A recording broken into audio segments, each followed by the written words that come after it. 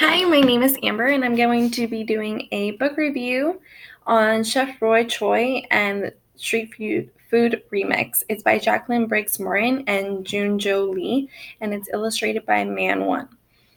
So, just a little bit about the author, Jacqueline Briggs Morton. She decided to write this book because she does love food and loves cooking and really has a passion for it. And she also really likes Korean food and just the Korean culture itself. So that's why she chose to do it on Roy Choi, because he is a Korean chef. So she wanted to write this story on him.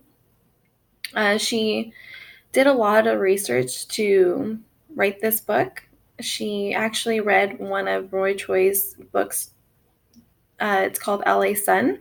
And she also flew out to LA to meet her co author, Junjo Lee, in LA. And they actually were able to eat at one of Roy Choi's restaurants. And she was able to just walk around LA and see what Roy Choi experienced and what his outlook on LA and life was.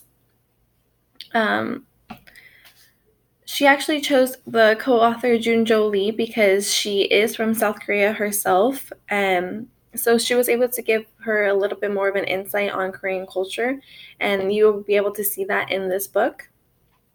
And the reason why they chose a graffiti artist for this book to do the illustrations is because that she wanted to let the readers be able to see like what Roy Choi saw growing up in LA, and so it really brings in a different aspect as to how the actual person Roy Choi felt growing up and was giving the readers a little bit more of an insight.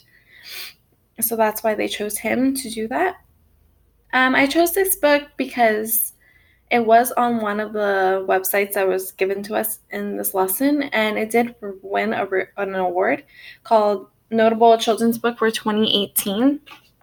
It's from the American Library Association.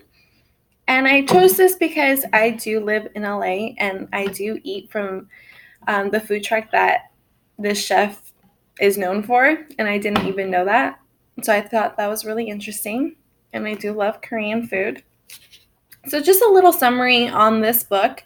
It's about Roy Choi. It's about him growing up in South Korea. He lived there till he was 2, and then his parents brought him to LA. And growing up, his parents did have a Korean restaurant, and he talked about how much he loved Korean food and how much he loved his mom's cooking. He said that growing up in LA, he would try different foods, tacos, tamales, and all of that. And his favorite was still his mom's cooking. And he just loved how his family would get together and cook and enjoy themselves and enjoy each other's company. And then it goes on to how LA changes from going from the type of neighborhood of restaurants and different vendors and stuff like that. And he says that it changes over time and turns into more of like the suburbs of where he was living. And then he didn't feel like he felt in the right place. He didn't feel like he fit in anymore. And so he actually, after graduating school, he goes to culinary school and finds a passion and love for cooking. And so he's able to do that, and he gets this really nice job at a fancy restaurant cooking for celebrities. But then he turns out that he doesn't like that anymore. That he feels like he lost the passion for cooking after having to cook at a restaurant that's always on the go and rushing and serving all these different people. So he ends up quitting that job, and his friend, Chef DB, offers him to start up a food truck, start selling food on the streets. And so that's exactly what they did. They started selling Korean food from a food truck on the streets of LA. The food truck was called Kogi. And if you're like me, I have eaten there and I didn't even know this was Chef Roy Choi. But back to the story. They started selling food on the streets, and he found a passion for it again. And he wanted to bring good food to people. to kids, to teens, to all different kinds of people, not just one type. And he wanted them to be able to enjoy good Korean food. From there, he opened up a restaurant and served his mom's recipes and turned them into his own and add different remixes to it, which is where the title comes from. And so he ends up finding his passion and opening up a restaurant and still has his food trucks. And that's pretty much the story.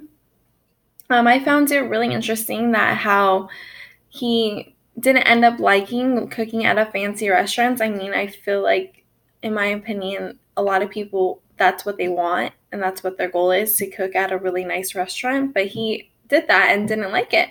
And he wanted to cook for other people. And I think it's really cool that he wanted to go to where he was from and cook for them.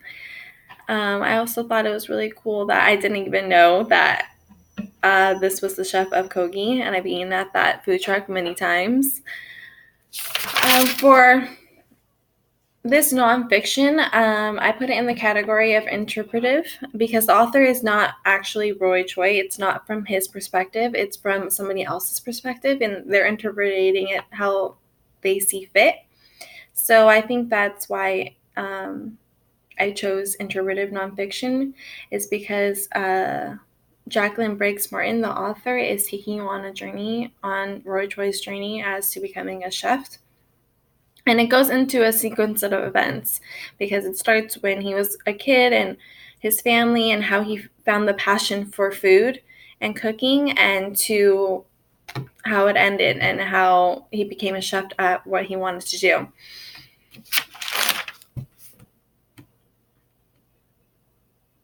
And I would definitely